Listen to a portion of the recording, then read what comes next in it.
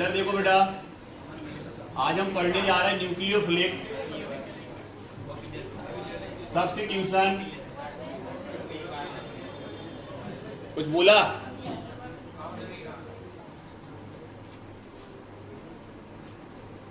Nucleophilic substitution reaction पढ़ने जा रहे हैं बेटा।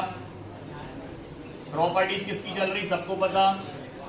सर प्रॉपर्टी चल रही हमारी क्लोरोबेंजीन।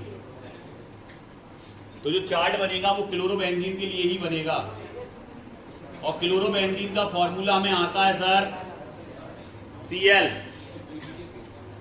अगर क्लोरीन से Cl जुड़ा है, क्लोरीन से बेंजीन जुड़ा है, तो इस तरह का आपका जो कंपाउंड है वो क्लोरोबेंजीन कहलाएगा। इसमें टोटल 4 रिएक्शन आपको पढ़नी है, और वो जो आप 4 रिएक्शन पढ़ रहे हैं उसमें फर्स्ट रिएक्शन किससे कराएंगे, सेकंड किससे, थर्ड किससे और फोर्थ किससे। इसमें जो भी कंपाउंड बनेंगे वो ऑर्थो और पैरा नहीं बनेंगे। किसी ने पूछा वाई इसमें ऑर्थो पैरा कंपाउंड क्यों फॉर्म नहीं होंगे? क्योंकि ये जो रिएक्शन है वो इलेक्ट्रोफिलिक नहीं है। ये जो रिएक्शन है वो न्यूक्लियोफिलिक है, और इसमें ऑलरेडी जो न्यूक्लियोफाइल है वो Cl है जो टॉप पे लगा हुआ है। तो जब न्यूक्लियोफिलिक सब्स्टिट्यूशन रिएक्शन है तो न्यूक्लियोफिलिक को हटना पड़ेगा, और उसकी जगह दूसरा न्यूक्लियोफाइल आएगा जो पावरफुल होगा। क्लियर? तो अगर हम पहली रिएक्शन NaOH से कराते हैं तो आपको पता है कि जो OH होता है वो पावरफुल न्यूक्लियोफाइल होता है कंपैरिजन टू क्लोराइन। तो ये OH किसको हटा के जुड़ेगा?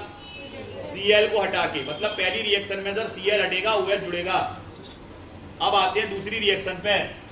दूसरी रिएक्शन पे हमारे पास है NaOCH3। गौर से देखें तो क्या इसमें Na जुड़ा था? नहीं, OH था सर इसमें जो न्यूक्लियोफाइल का काम कर रहा था। तो यहां न्यूक्लियोफाइल का काम कौन करेगा? OCH3।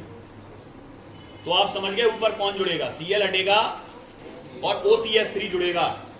इसके बाद अगर हम बात करें अमोनिया की, NH3 की बात करते हैं, तो NH3 को आप याद रखोगे कि NH3 हमेशा 2 पार्ट में डिवाइड होता है। NH2 जो कि एक पावरफुल न्यूक्लियोफाइल है, और H अलग।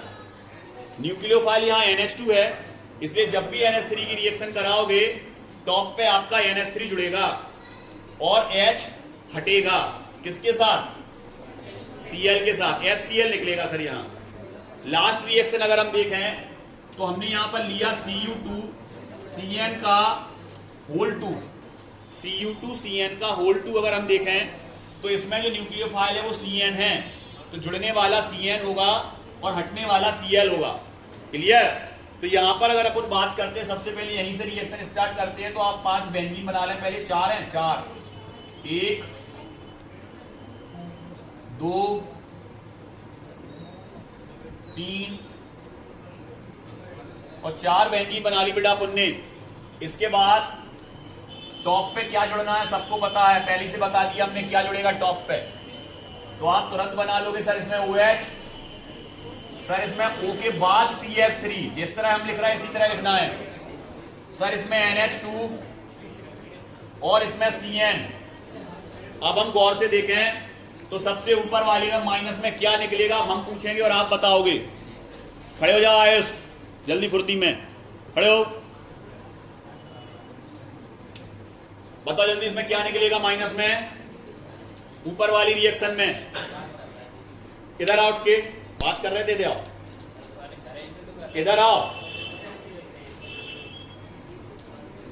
चलो खड़े हो जाओ पीछे। अनु खड़े हो जल्दी, खड़े हो जल्दी। क्या निकलेगा इसमें माइनस में? NaCl। बैठ जाओ, सही कह रहा है वो, NaCl निकलेगा। इसका Na और इसका Cl, इसमें NaCl निकलेगा। खड़े हो जाओ पीछे। अंकित पांडे खड़े जल्दी। इसमें क्या निकलेगा? इसमें भी NaCl ही निकलेगा। इसमें गणक HCl निकलेगा बेटा। इसमें HCl माइनस में क्या निकल जाएगा? HCl। नीचे आए, यहां गौर करें, देखो Cn लगा तो Cu बचा। अब गौर से देखें तो यहां डबल है, हर चीज डबल है, मतलब इसके लिए ये भी 2 लेना पड़ेगा और ये भी 2 लेना पड़ेगा। ठीक है, कॉमन रिएक्शन लिखी इसलिए नहीं ले रहा, बैठ जाओ। प्लस यहां पर अगर अपन बात करें तो देखो यहाँ CN निकला, CN जुड़ा, एक Cl ही निकलेगा, कितने Cl निकलेंगे? क्योंकि यहाँ 2 लगाओगे इसके लिए, तो ये भी 2 बनेगा, तो दोनों CN यूज हो जाएंगे, क्लियर। और माइनस में निकल जाएगा Cu2Cl2, क्लियर। आगे अच्छे समझ में। अब अगर हम बात करते हैं इनकी नेम की, तो सर इसको क्या बोलते हैं? It is a phenol. अगर किसी भी बेंजीन पर ऊपर OH जुड़ा है उसका नाम फिनॉल होता है बेटा।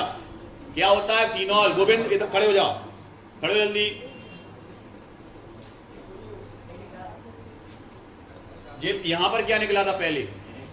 NaCl, दूसरे वाले में HCl, तीसरे वाले में CuCl। बैठ जाओ। CuCl सही कह रहे तुम? 2 था दोनों, Cu2Cl2। पहले वाले का नाम फिनॉल, दूसरे वाले का अगर हम नाम देखें तो ये याद रखना है आपको बेटा कि अगर किसी भी बेंजीन से O जुड़ा हुआ है और फिर उसके बाद कोई भी एल्काइल ग्रुप जुड़ा हुआ है तो इसको बोलते हैं ईथर। क्या है ये?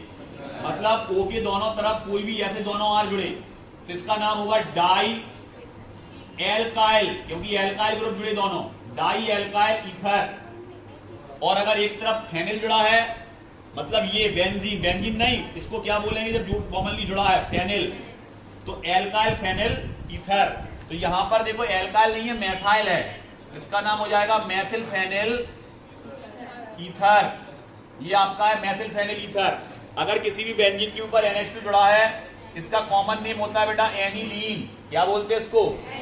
एनिलीन। और इसको फिनॉल, इसको मेथाइल फिनाइल ईथर, इसको साइनोबेंजीन, साइनोबेंजीन। ये आपका साइनोबेंजीन है, क्लियर।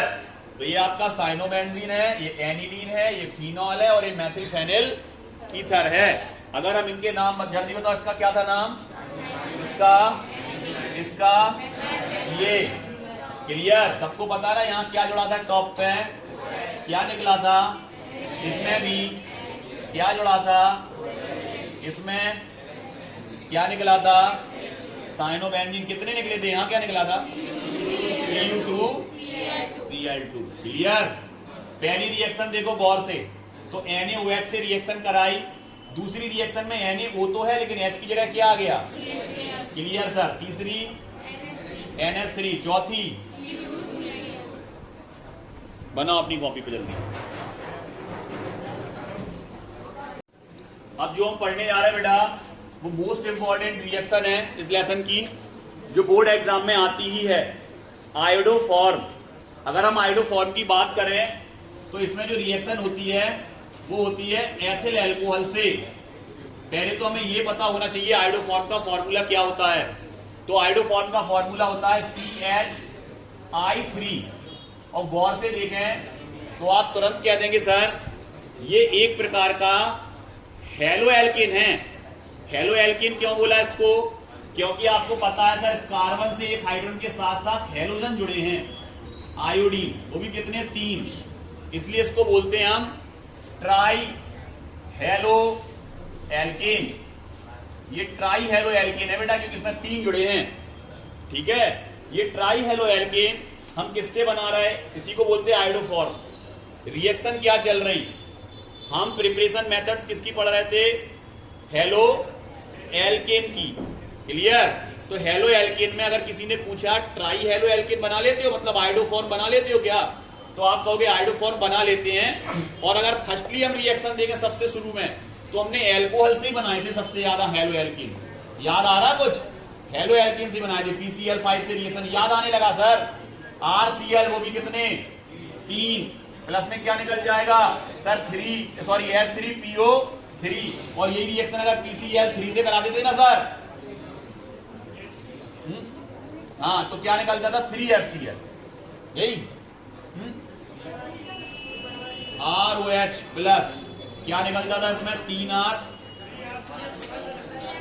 इसमें निकलेगा 3RCl प्लस H3PO3। और ऊपर वाले में जो निकलता था एक इसके साथ एक इसके साथ, तो निकलता था आपका RCl प्लस POCl, क्लियर। हमें इससे मतलब नहीं है, हम तो केवल ये बता रहे हैं, तो आप पहले पढ़ चुके, अच्छे से वीडियो डाला है उसको देख लेना। हम तो ये बता रहे हैं कि हम जो अभी हेलो एल्कीन बनाते थे वो एल्कोहल से बनाते थे, तो यहाँ पर भी जो आप हेलो एल्कीन बनाओगे वो एल्कोहल से ही बनाओगे, कहने का मतलब, ठीक है। तो यहाँ जो रिएक्शन कराएंगे हम वो कराएंगे एल्कोहल की, और एल्कोहल में भी आपको एथिल एल्कोहल लेना है। तो एथिल एल्कोहल, एथिल क्या होता सर? एथिल होता है CH3CH2, ये एथिल हो गया और इससे जोड़ दिया हो गया, ये हो गया एथिल एल्कोहल। क्लियर? इसकी रिएक्शन कैसे करा रहे हैं हम? आयोडीन से। सर करा दो आयोडीन से रिएक्शन। आयोडीन किसको रिप्लेस करेगा? सबसे पहले इक्वल हाइड्रोजन को, ये दिख रहा है, तो हटा देगा इनको। क्या बनेगा सर? तो पहली वाली रिएक्शन में बनेगा आपका CH3, क्या जुड़ जाएंगे उसके स्थान पर? Ci2, CH3CHO, मतलब ये दोनों जुड़ जाएंगे, हाइड्रोजन और आयोडीन, और ये निकल जाएगा HI, वो भी कितने? 2HI। तो क्या बचा? CH3 बचा सर, CHO, ये बन गया एसीटल्डिहाइड। क्या बन गया बेटा? सबसे पहली रिएक्शन में फर्स्टली बनेगा एसीटल्डिहाइड। खड़े हो जाओ टीसू, खड़े हो जल्दी फुर्ती में। एसीटल्डिहाइड बनेगा, खड़े हो जाओ दीवार से, वहां खड़े हो जाओ जल्दी फुर्ती में। एसीटल्डिहाइड। अब ये जो एसीटल्डिहाइड बना बेटा, इस एसीटल्डिहाइड की दोबारा से रिएक्शन फिर इसी से कराएंगे हम, आयोडीन से। अब कितने H दिख रहा है? 3। ये तीनों H निकलेंगे अब सेकेंड रिएक्शन में। तो ये तीनों H जब निकलेंगे तो क्या निकल जाएगा? 3HI। लेकिन यहाँ पर 3 H निकल गए, तो अब आयोडीन को जुड़ना पड़ेगा। तो आयोडीन हम कितने ले लें? 6 ले लें, तो 3 इसके साथ निकल गए, 3 जुड़ जाएंगे, तो क्या बन जाएगा? Ci3CHO। क्लियर? सर इसका नाम क्या होगा सर? ये एक से लग रहा है दोनों, बस आयोडीन का अंतर है। इसका नाम हो जाएगा ट्राई आयोडो एसीटल्डी, 3 आयोडीन जुड़े हैं बस, ट्राई आयोडो एसीटल्डिहाइड तो अभी भी है, बस 3 आयोडीन जुड़ गए उसमें, तो ये बन गया ट्राई आयोडो एसीटल्डिहाइड। इसको फिर से लिया Ci3CHO प्लस। बनाना क्या है? ये लिखा, ये बनाना है। कहीं दिख रहा है इसमें? ये हाँ दिख रहा है ना सर हमें? कहां दिख रहा सर? ये इतना, ये CHI3 दिख रहा। इसकी रिएक्शन कैसे कराएंगे अब बेटा? लास्ट में NaOH, तो पहले वो बना लो, ये दिख रहा, हटा दो यहां से, तो ये गया CHI3, ये CHI3 हटा, क्या बचेगा? यहां से लिखना स्टार्ट करेंगे पीरियोडिक टेबल में जो चीज जैसे ऐसे आती है, H के बाद C के बाद O के बाद में ये N। सर इसका नाम क्या होगा? सर ये तो है सोडियम, और सर इसको फॉर्मिक एसिड बोलते हैं। इसको हम क्या बोलते हैं बेटा? Formic acid. जब H हट जाता है और कोई मेटल आ जाता है तो acid plus metal equal salt. खड़े हो, acid plus metal equal salt. जब भी सॉल्ट बनेगा तो उसमें 8 लगता है। क्या लगता है बेटा? 8। तो ये फॉर्मेट हो गया। क्या हो गया? फॉर्मेट। तो नाम हो जाएगा इसका सोडियम फॉर्मेट। इसका नाम क्या हो गया बेटा? Sodium format. क्लियर? अब इस रिएक्शन को हमने यहां से कर दिया क्लोज। ये 3 स्टेप में कंप्लीट होगी, लेकिन हमें पूरा एक बार में रिएक्शन को लिखना है, तो हम टोटल रिएक्शन निकालेंगे इसकी। क्लियर? टोटल रिएक्शन में क्या होता है? Right hand side and left hand side के पार्ट कटेंगे। तो यहां पर अगर ये देखो तो ये इससे मैच कर रहा, कट गया। क्लियर? और कुछ कट रहा? हाँ सर ये कट जाएगा, देखो सर ये कट गया, कैंसिल हो गया। और कुछ कट रहा? और कुछ नहीं। और कुछ दिख रहा क्या? नहीं। I2 इस तरफ है, I2 इस तरफ, HI नहीं कटेंगे। क्लियर? तो यहां से लिखना स्टार्ट करेंगे। सबसे पहले क्या लिखोगे आप? CH3CH2OH। सबसे पहले एथिल अल्कोहल लिया, ठीक है। उसके बाद आयोडीन देखो कितना है, तो आप कहोगे सर 3 दूनी 6 और 2 8, मतलब 4I2 प्लस NaOH भी इस तरफ। अपन ने ले लिया NaOH, एरो लगाया, इस तरफ का आ जाओ, क्या बना? तो आप कह दोगे सर HI बन रहा है अपने 5HI प्लस CHI3 प्लस ये HCOONA। क्लियर? ये पूरा का पूरा रिएक्शन, मतलब आप डायरेक्ट ऐसे भी लिख सकते हो और मतलब एक रिएक्शन पूरा ऐसे भी लिख सकते हो और करके इसको 3 स्टेप में भी समझा सकते हो कैसे बनता है। क्लियर? तो यहाँ पर अगर अपन बात करें तो सबसे पहले रिएक्शन में अपना बना क्या था, तो हम यहाँ से एक एक करके मिटाना स्टार्ट करेंगे क्योंकि इसको यहीं के यहीं याद करना है हाल के हाल। तो बोर्ड से कोई भी दिमाग नहीं हटाएगा, निगाह नहीं हटाएगा, ठीक है। अब इधर देखो जरा, अगर हम बात करें सबसे पहले तो इस तरफ का मिटाना स्टार्ट कर रहे हैं, तो सबसे पहले आयोडीन 2H को रिप्लेस करता था तो 2HI निकलता था, और यहाँ पर वही आयोडीन 3H को रिप्लेस करता था तो 3HI निकलता था। पहले में 2HI, दूसरे में 3HI, 2HI 3HI। यहाँ पर देखो जहां जहां से अपन ने H हटाया वहां वहां अपन ने क्या जोड़ दिया, जहां जहां से अपन ने H हटाया वहां वहां से इसमें तो पूरा हट गया, ये गया खत्म। ये यहाँ तो यहाँ आयोडीन जुड़ेगा, देखो। क्लियर? सर ये बना लेंगे तो बचे पता चल जाएगा क्या बना, ऐसे ये निकाल देंगे तो बता जो बचा हुआ है उसको लिखना है। ये दोनों रिएक्शन कंप्लीट है सर। अब आते हैं तीसरे पे। अब गौर से देखो, यहां जो बना था वो ये लिया और यहां जो बना था वो ये लिया, इसको लेने की जरूरत है ही नहीं क्योंकि तो यहां था, यही तो ले लिया। रिएक्शन कहां से कराई लास्ट में, NaOH से। क्या निकला ये याद रखना, ये यही भूलोगे यही, क्योंकि ये तो वो मेथड में ही दे रहा, देखो क्या बनना है, ये तो मेथड में नहीं, ये भूल जाओगे। तो याद रखना है सोडियम फॉर्मेट बनता है HCOON। नीचे वाली रिएक्शन याद नहीं करनी है क्योंकि सर ये तो काट के आपने पूरा लिखा है ना, इसको थोड़ी याद रखना है। बनाओ अपनी कॉपी पे जल्दी। मेन 4 टॉपिक आपके इस लेसन के, जिसमें से ऑब्जेक्टिव टाइप क्वेश्चंस बनेंगे। हमने पहले ही बोला सब सीधे बैठ जाएं और पूरा बोर्ड पर ध्यान दें। सबसे पहले अगर हम बात करें बेटा तो सबसे पहला आता है CFC। सर इसका full name objective type questions में आता है। नंबर 2 पे आता है आपका DDT। नंबर 3 पे आता है आपका BHC और नंबर 4 पे आता है आपका DDT हो गया, BHC हो गया, CFC हो गया। और इसके अलावा और क्या बताया था बेटा अभी, ये Freon, DDT, BHC, chloroform, CrCl3। अब सबसे पहली OT यही बनेगी, इसका फुल नेम क्या है, तो आप कह दोगे सर क्लोरोकार्बन। सबसे पहली OT, पीछे कुछ मना कर रहा है बेटा, क्लोरोफ्लोरोकार्बन सबसे पहला OT। DDT का full name die chloro, 1 word में आता है, डाईफेनिल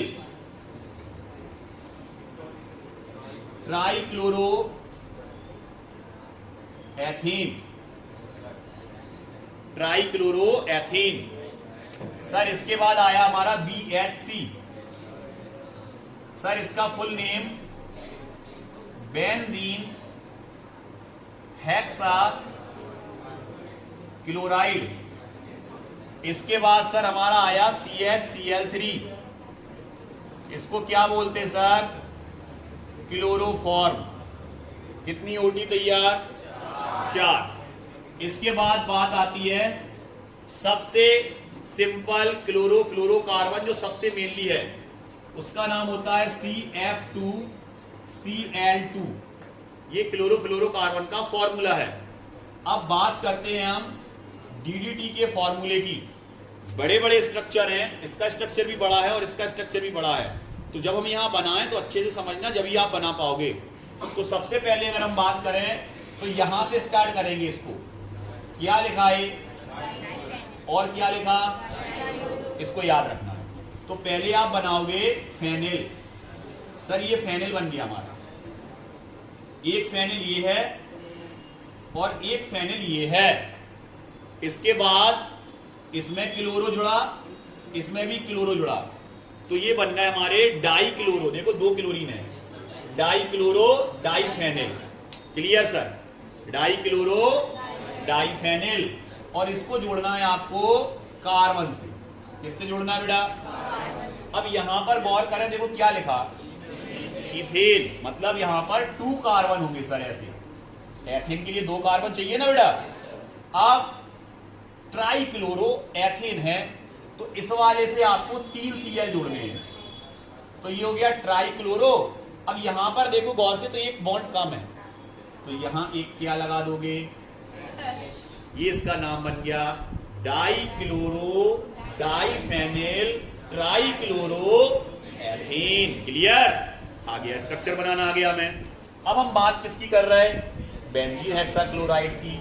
तो बेंजीन हेक्साक्लोराइड के लिए अगर हम बात करें बेटा, तो सबसे पहले आप बेंजीन बनाओगे, तो ये तो बन गया बेंजीन, तो बेंजीन बना दिया। अब इसमें से क्या करना है, जो H हैं वो H आपके रिप्लेस नहीं होंगे, यहां से बॉन्ड ब्रेक होगा। अब बॉन्ड ब्रेक कर दोगे तो फिर बेंजीन नहीं रहेगा, तो यहां पर बॉन्ड ब्रेक ना करके हमने H को रिप्लेस कर दिया, सब H को हटा दिया और एक एक क्या जोड़ दिया उससे, Cl।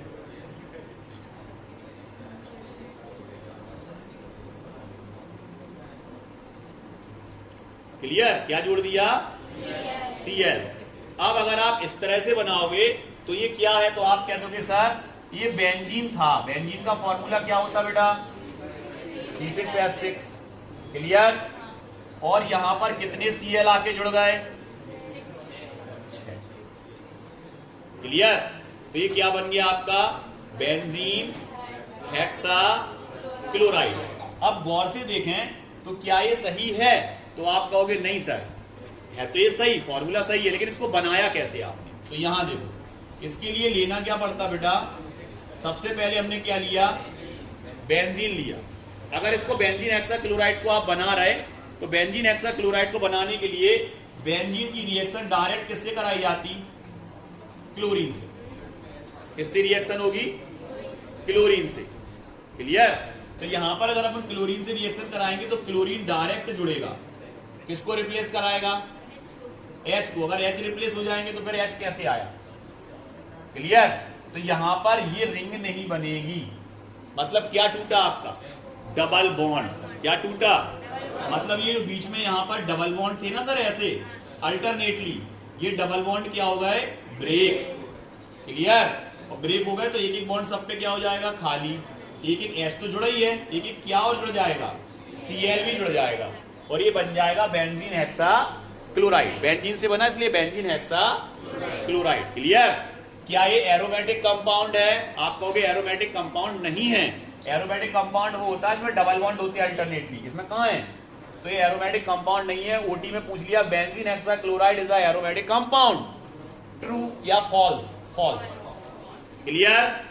Benzene hexachloride aromatic compound नहीं है। क्लियर? अब बात करते हैं हम किसकी, क्लोरोफॉर्म की। सर क्लोरोफॉर्म क्या है, क्या पूछा जाता है इसमें, क्लोरोफॉर्म का सबसे मस्ट क्वेश्चन आता है कि ये क्या है, तो आप कह दोगे एनेस्थेटिक। एनेस्थेटिक है। क्लियर? मतलब इसका यूज किसके लिए, ऑपरेशन थिएटर में सुलाने के लिए होता था, या मरीज को बेहोश करने। अब नहीं होता है, अब उसकी जगह पे दूसरा यूज होने लगा, क्योंकि ये क्या है, या इसका यूज क्यों बंद हुआ बेटा, इसका यूज इसलिए बंद हुआ कि ये ऑक्सीजन से रिएक्शन करके, कौन, क्लोरोफॉर्म, एक जहरीली गैस बनाता है, टॉक्सिक नेचर की एक गैस बनाता है, इसको बोलते हैं हम फॉस्जीन। तो इससे रिलेटेड ओटी ये आती है। जब आप एनवायरमेंटल ऑक्सीजन से क्लोरोफॉर्म का रिएक्शन कराते हैं तो एक टॉक्सिक नेचर का गैस बनता है, उस गैस का नाम क्या है, उसका फॉर्मूला क्या है, ये ओटी है दोनों। क्लियर? अब वो बात करता है कि सर अगर ये ना बने, इसके लिए हमें क्या करना चाहिए, समझो, इसमें आप 2% एथिल अल्कोहल मिला दें, एथिल अल्कोहल का कुछ अमाउंट मिला दें तो फिर फॉस्जीन नहीं बनता, पहली चीज। नंबर दूसरा, इसको डार्क रूम में रखें, क्योंकि ये सनलाइट की प्रेजेंस में रिएक्शन करता है, तो इसको कहां रखना चाहिए, डार्क रूम में। दूसरा, इसको कलरफुल बोतल में रखना है, डार्क कलर्ड बोतल में रखना है, डार्क कलर जिसमें सनलाइट कम जा पाए, डार्क कलर्ड। तो आपने देखा होगा जितने भी मार्केट में सिरप आते हैं वो हमेशा डार्क कलर की बोतल में होते हैं। क्लियर? क्योंकि वो क्या है, रिएक्शन करते हैं सनलाइट से, और उनको लिखा रहता है उस पर क्लियर कि इसको कूलिंग एरिया में रखना है और डार्क जगह पे रखना है। आ गया समझ में? ठंडक में रखना है और अंधेरे में रखना है, सनलाइट की प्रेजेंस में नहीं रखना है। आ गया समझ में? तो ये लिखा रहता है, इसीलिए लिखा रहता है क्योंकि हो सकता है उसमें कुछ टॉक्सिक नेचर का कोई सब्सटेंस बन जाए। क्लियर? तो ये आपको क्लोरोफॉर्म से रिलेटेड याद रखना है। एथिल अल्कोहल मिलाना पड़ता है सर, डार्क रूम में रखना पड़ता है, डार्क कलर की बोतल में रखना पड़ता है, फॉस्फेट एक टॉक्सिक नेचर का गैस बना लेता है, नहीं तो कौन? क्लोरोफॉर्म, किसकी प्रेजेंस में? ऑक्सीजन की। बेंजीन हेक्साक्लोराइड ये क्लियर। अब बात करते हैं इससे रिलेटेड और ओटी की। ऑब्जेक्टिव टाइप क्वेश्चंस कौन कौन से बनते हैं?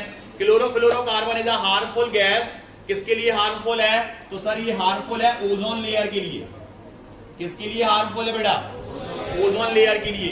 ये क्या करती है? अब समझो, यहां गौर से देखना थोड़ा, यहां बोर्ड पे ये करता है बेटा, CF2Cl2 टूटता है आगे चल के CF2Cl प्लस Cl में।